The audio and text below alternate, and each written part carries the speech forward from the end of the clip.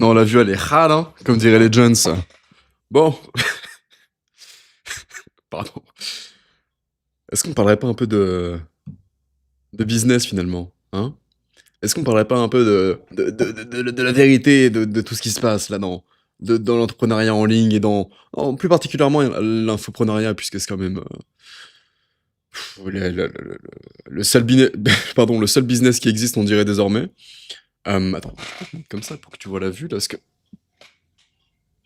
tu vois, grâce à tous les millions et les gros muscles que j'ai pu engendrer, je me suis offert une petite maison dans la campagne balinaise. Voilà. Dans les rizières.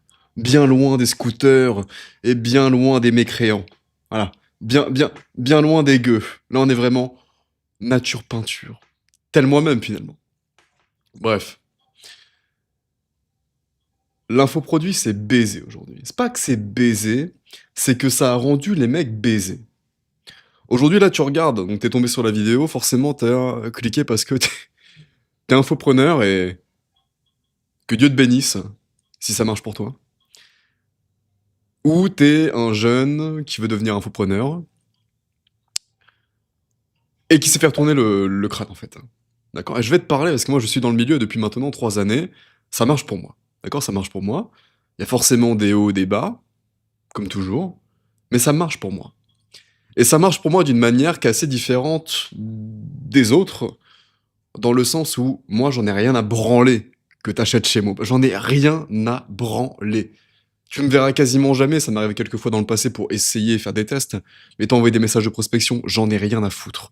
Viens en appel avec moi, je m'en contrebats les couilles que tu prennes l'accompagnement ou pas. Je m'en car... Tu vois, s'il y a quelque chose qui pourrait m'en... Non, il y a rien qui peut... Je sais même pas parler en fait, c'est terrible. Qu'est-ce que je... J'ai pas tourné depuis plus d'une semaine, tu m'excuseras. Bref, je m'en contrebats les couilles. Ça marche pour moi dans le sens où j'ai créé une vraie marque personnelle, d'accord? Une vraie marque personnelle. Pas ce qu'on vend sur les réseaux, comme quoi faut faire du volume, comme quoi faut faire du volume, de la prospection, du volume, de la prospection, prendre des réels qui marchent et les refaire et blablabla. Je dis pas que c'est mauvais en soi. Il y a forcément toute une stratégie de contenu à avoir, plus une stratégie pour créer un écosystème derrière de vente, évidemment, d'accord? Ne me faites pas dire ce que je n'ai pas dit, ne me faites pas dire ce que je n'ai pas dit, je suis en train de te tutoyer, pas de vous voyez.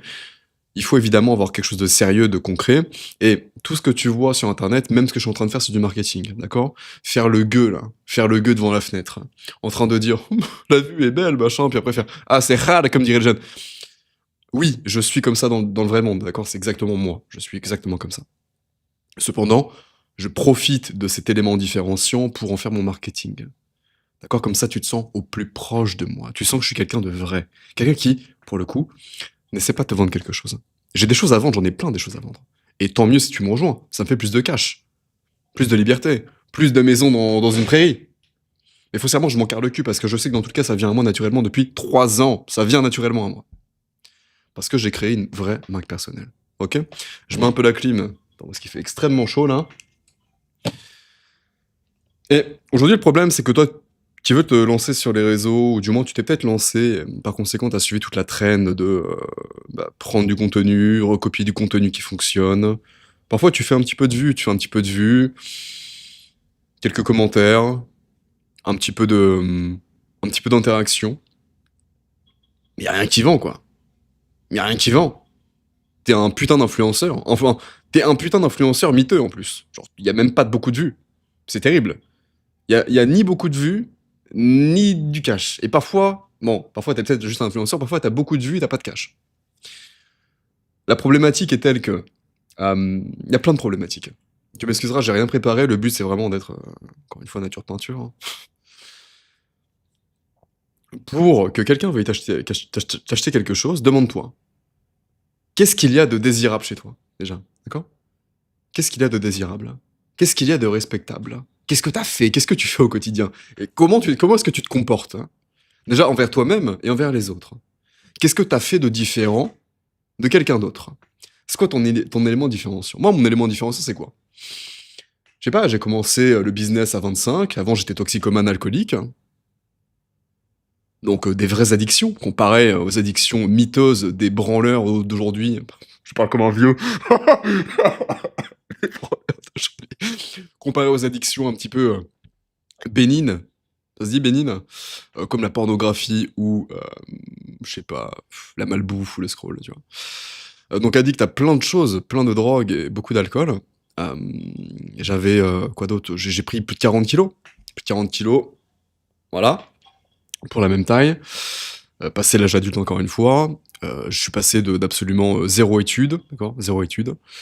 J'ai fait une vingtaine de tafs salariés et j'ai fait plus d'1 million, je sais pas combien, 1,4 million, 1,5 million. Toujours dur de dire les chiffres. Dans tous les cas, qu'importe les chiffres, je vis de ça depuis plus de 3 ans et je vis partout où je veux, quand je veux, même dans les endroits les plus chers. Oui, je suis à Bali, ne me dis pas je suis un branleur de Bali. Mon appartement est à Dubaï dans un 5 étoiles. On a compris, d'accord? Pour toi, je suis riche. Pas forcément riche pour tout le monde, mais pour toi, je suis riche. Donc je vais t'aider à devenir riche. Donc je veux que tu comprennes ce que j'ai fait, parce qu'en fait, ça commence à m'intéresser de discuter de tout ça, ça commence à m'intéresser de parler de ces sujets, parce que le dev perso, c'est bien marrant, mais en fait, j'en ai marre, j'en ai ras le cul, en fait. C'est bon, on a compris que l'identité, c'était important, mais en fait, au plus tu parles à des mecs qui ont des problèmes d'identité, au plus après ils vont te sortir le oui, bah là je me sabote, et là je me suis saboté, puis là je. Oh! En fait, au plus vous en savez, au moins vous réussissez. C'est terrible, hein. Et encore une fois, je suis sur le terrain. J'ai un écosystème d'accompagnement de dev perso absolument complet, le plus complet possible, je pense, du game. Et je vois, t'as beau tout offrir d'un point de vue identitaire, effet de halo, beauté masculine, relations, mes couilles, sexualité, tout. Tu donnes tout ce que t'as appris sur 10, 11 ans. Les mecs n'appliquent pas, pour la plupart du temps. Les mecs restent bloqués dans leur identité de base alors que t'as mis tous les protocoles possibles à faire, mais comme ils ne font pas à 100% en général, bah ça ne marche pas. Donc c'est un peu insupportable de parler de dev perso, tu vois. Enfin, ça commence à vraiment me faire chier en soi. C'est un milieu qui est sympa, mais en vrai, bon, j'ai beaucoup de mal à m'identifier maintenant à des personnes qui ont du mal à pas se branler, par exemple. Et qui en font tout un tas. Oh, je me suis branlé, j'en ai partout sur moi, je suis fatigué. Tu vois? On n'est pas comme ça. Hein, on vaut mieux que ça. Et donc depuis quelques temps, je fais quelques calls, et la plupart des mecs qui viennent en call, c'est des mecs pour leur business. Business d'infoproduits. Donc c'est pas un milieu qui, moi, de base m'attire, parce que parler de cash et tout, ça me cassait un peu les couilles, dans le sens où t'attires pour la plupart que des putains de branle-couilles. Des mecs qui n'ont rien fait, qui ne sont pas reconnaissables, qui n'ont pas de vie avant, qui n'ont pas d'histoire, qui n'ont rien de différent des autres et qui veulent se lancer pour vendre des trucs à 5000 balles sur internet à des randoms alors qu'ils n'ont rien fait. Ils ont limite même pas encore eu un taf salarié dans leur vie, qu'ils veulent déjà devenir riches de je ne sais quoi. Bref, des débiles mentaux. Mais là, ça fait 3 calls où c'est des mecs qui ont déjà une communauté et des mecs qui ont déjà, pas tous, qui ont déjà fait des ventes. Et là, mon gars me posait sur leur cas en ayant toute en soi mon expertise, parce que foncièrement, bon, quand même fait pas mal de cash en infoproduit. Mon expertise dans la création de contenu, dans la création d'images de marque. Je pense que je suis pas mauvais là-dedans. D'images personnelles, je voudrais dire plutôt. Dans la création et dans je veux dire, l'attiration, ça n'existe pas. Comment attirer les gens à toi naturellement, de par ta manière d'être, ta manière de t'exprimer, par ce à quoi tu ressembles, est-ce que tu vis, est-ce que tu es, est-ce que tu as vécu, et par le fait d'être purement authentique, c'est à 100%. Et à côté de ça, mettre tout l'écosystème de vente derrière, avec toutes les personnes que moi je connais, tout mon réseau, donc ceux qui peuvent te créer une application par exemple, tout ce qui est système low ticket to high ticket.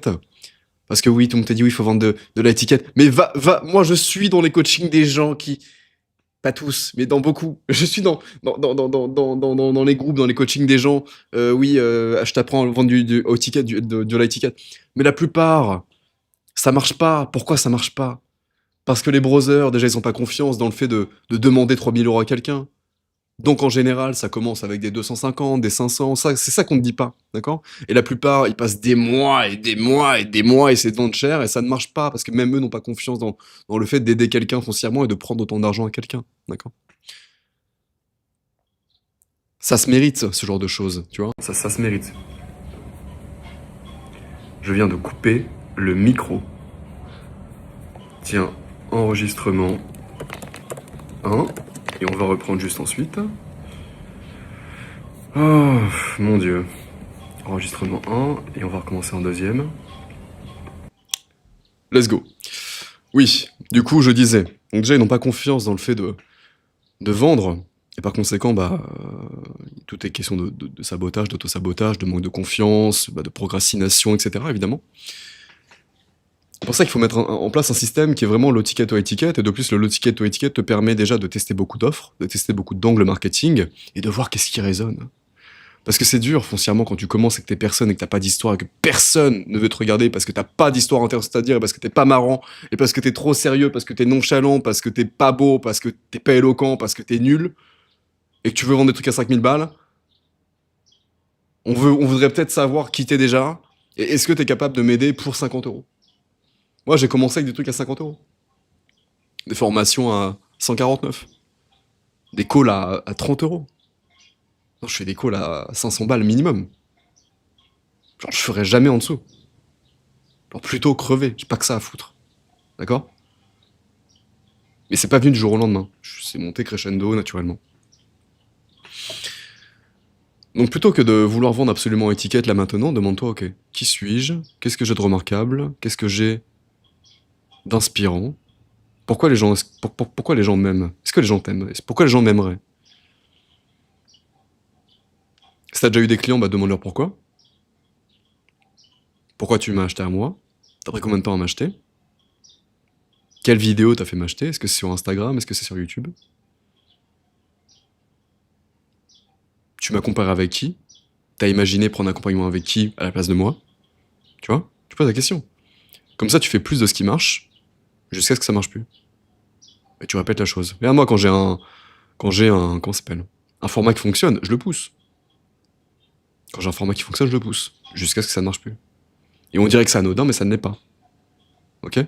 Je ne vais pas te dire tous mes secrets de... Ouais. Ce sont évidemment des secrets de polichinelle. Je vais pas tout te dire en direct.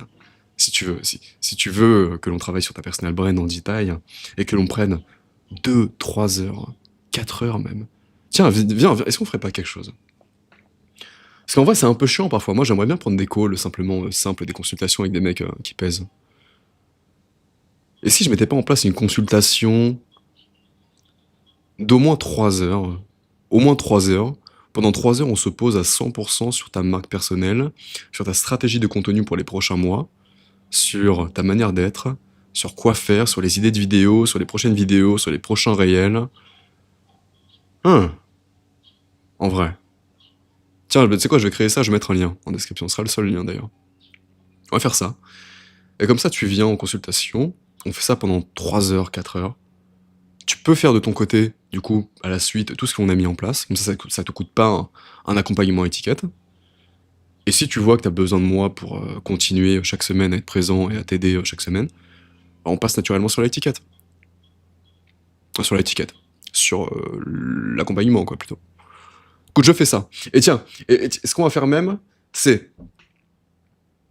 Je mets un prix, du coup, parce que ça va coûter cher pour un call. Après, ça va coûter cher. Tout est relatif. Ça va pas coûter tant que ça cher, parce que c'est quand même 3 années d'expertise et d'expérience et de milliers d'euros perdus dans des conneries à tester des choses qui marchent pas.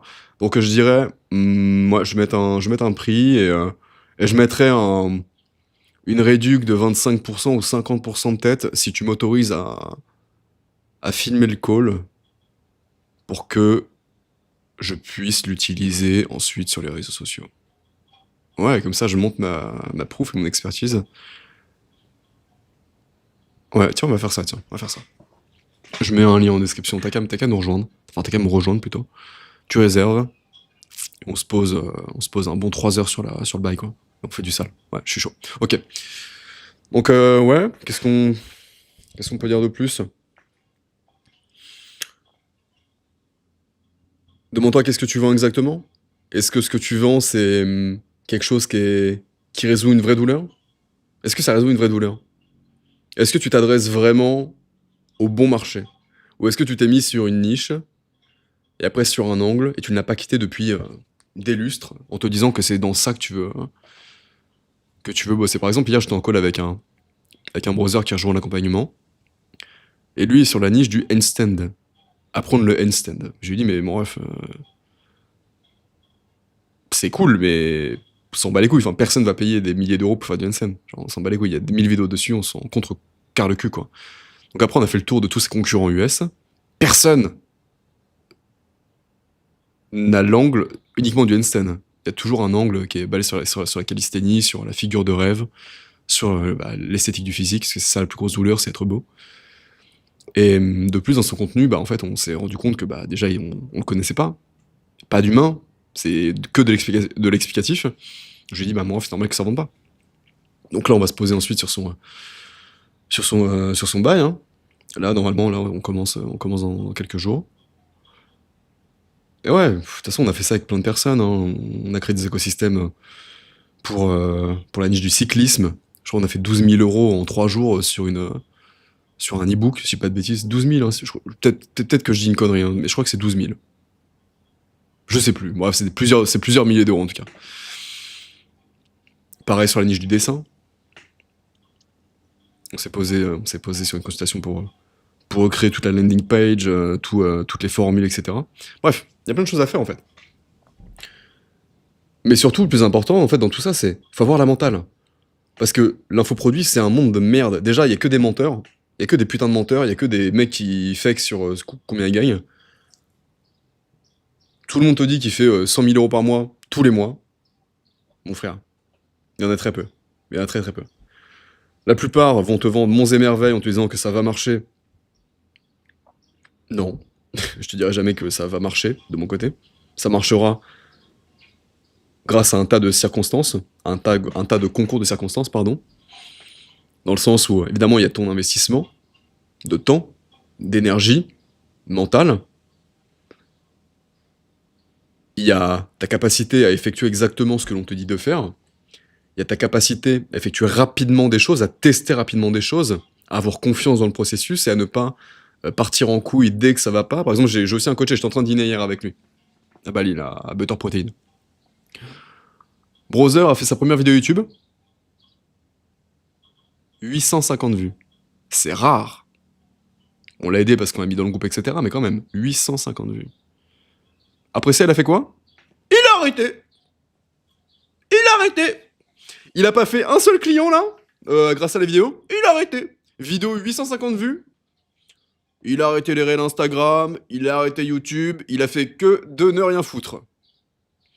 Et oui, c'est ça le propre en fait. Il y a tellement de gars comme ça qui vont commencer à faire un truc, puis après ils vont arrêter, puis après ils recommencent, ils arrêtent, ils recommencent, ils arrêtent, ils recommencent, ils arrêtent. Mon frère, si tu t'arrêtes ne serait-ce qu'une seule seconde, ça ne va pas marcher. Tu ne peux pas te permettre, lorsque tu veux avoir des résultats exceptionnels, de t'arrêter comme un putain de minable qui a une vie absolument minable, d'accord? Ça ne marche pas comme ça. Comment est-ce que l'univers, Dieu, qu'importe, le grand créateur, pourrait t'offrir monts et merveilles si tu n'es même pas capable de tenir plus de 2 semaines d'affilée sur un même projet, avec la même discipline?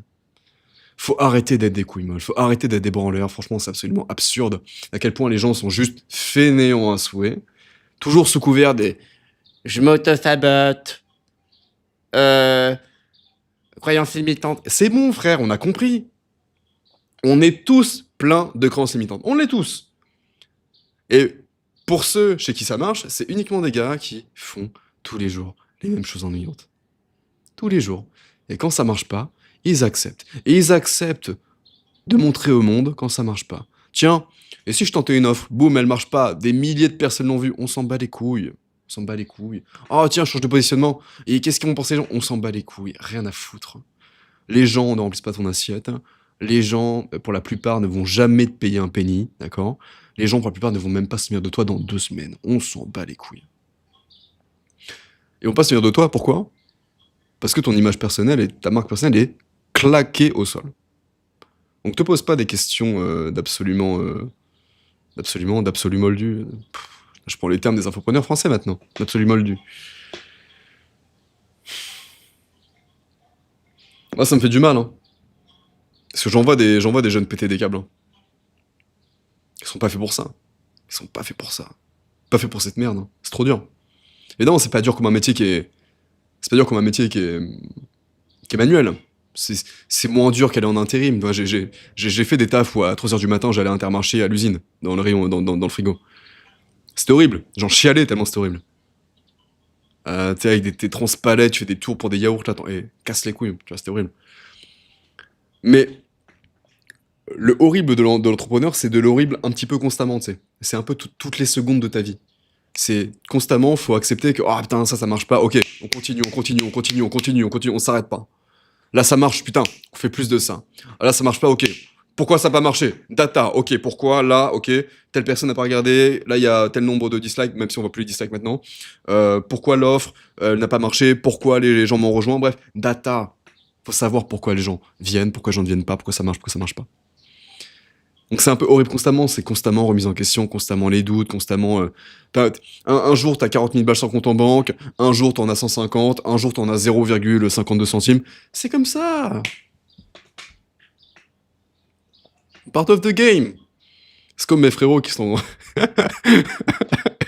Si regarde, ils vont se reconnaître. Qui ont investi dans le Bitcoin à 123K. Ça va, les frérots? Ça dit quoi? Il est comment, le wallet, là? Elle est comment, la Ledger? Elle scanne un peu plus légère, la Ledger, là. Possiblement. Mais c'est ok. Dans tous les cas, in fine, on sera riche, richissime. Tant qu'on s'arrête pas, et tant qu'on fait les bons choix. Et n'oublie pas, ce que tu ne sais pas te coûte extrêmement cher. Bah tiens, on en parle. J'étais encore en colis. Hein. Et le browser me dit... De toute façon, je sais quoi faire. Prends un call. Hein. Il me dit, je sais quoi faire dans tous les cas. Je dis, bah pourquoi tu le fais pas? Il me dit, bah c'est bien, au moins tu m'as donné des idées, de l'énergie. Ok. Il m'a dit, après, je reviendrai vers toi quand ça ira mieux. Ok. Je dis pas qu'il va pas le faire. Mais je me base sur mes données, sur ma data, sur les gens qui me disent ça. Parce que moi, je suis pas un vendeur. Moi, tu viens en call, tu veux pas me payer, je m'en bats les couilles. Je vais même pas te proposer l'offre. Tu me demandes l'offre et je te la dis ou pas, tu vois. Si déjà ton profil m'intéresse. Et du coup, je le regarde, je fais, bon, ok, bah écoute, j'espère que de ton côté, ça ira, quoi. Et que tu vas simplement pas continuer ce que t'es en train de faire, parce que si tu m'as appelé, c'est pour quelque chose, j'imagine. Est-ce que tu vas vraiment faire ce que tu vas dire? Après, il me dit, ouais, mais je sais quoi faire. Et là, je me dis, mais il sait pas quoi faire. Il sait pas ce qu'est une étude de marché, il connaît pas les logiciels, il sait pas comment faire une étude de marché, il sait pas comment devenir captivant face caméra, qu'importe. Il sait pas, en fait. Il a la vision, il croit savoir ce qu'il doit faire, et donc ça paraît simple. Mais foncièrement, c'est simple, mais pas facile. Il y en a trop des comme ça qui ont trop d'ego, qui se disent, ouais, je sais quoi faire. Mais juste, je le fais pas. Non, tu sais pas quoi faire. Non, tu sais pas quoi faire. Vraiment, tu sais pas quoi faire. T'en as aucune idée. T'en as aucune putain d'idée. Et même moi, je sais pas quoi faire pour arriver à des niveaux plus grands. Sinon, j'y serais déjà. Si je te dis, ouais, moi, je sais quoi faire pour arriver à 150 000 balles par mois. Là. Menteur! Je sais pas, sinon je le ferais déjà. C'est quoi ces conneries? Pourquoi tu me dis que tu sais quoi faire si tu fais 0 par mois? Non, l'ego humain est absolument terrible, mais bon, ça nous fait survivre. C'est ce qui nous a fait survivre jusqu'à maintenant. C'est ok en vrai. Voilà. Non, c'est cool. C'est cool que ce milieu soit rempli de personnes ambitieuses, mais il faut que les personnes ambitieuses, voilà, aient des couilles et se mettent à bosser maintenant. C'est ça le truc. Pour se mettre à bosser, bah, faut être bien entouré, faut avoir la vision, faut avoir la dalle, faut se mettre en motion, comme diraient les Amerlocs. Et ouais, hein. Jusqu'où qu'en fait. Au Mother, j'ai pas envie de parler. C'est parti un peu dans tous les sens. Hein. Au moins on sait que ça s'adressera uniquement aux bonnes personnes là pour le coup. Ouais, bah écoute, si tu veux que je t'aide dans ton infoproduit, je suis pas le meilleur pour ça. Personne n'est le meilleur. Mais on va bosser très très sérieusement sur ton écosystème de produits, sur quel produit mettre en premier lieu, ensuite l'offre middle ticket, l'offre high ticket, quoi mettre, etc. Quelle stratégie de contenu, pourquoi, comment, tofu, bofu, comment te rendre admirable, comment te rendre reconnaissable. Bref, on va bosser sur tous les angles. On va créer tout un écosystème autour de toi. Faut que tout soit reconnaissable. Dès lors que l'on voit quelque chose, on doit se dire, ok, c'est lui. Pourquoi faire ça? Donc, prends un call. Et je sais pas comment je vais me déranger. Je sais pas comment je vais faire. Je mettrai un code promo si jamais tu acceptes d'être de filmer et de mettre sur les réseaux. Comme ça, t'auras moins 25 ou 50%. Peut-être 25-50%, c'est abusé quand même. Ah, mine de rien, mon temps coûte cher maintenant. Mon taux horaire a bien augmenté. God bless. Ok, vas-y, bah écoute, prends un call, mon ref. Tchou.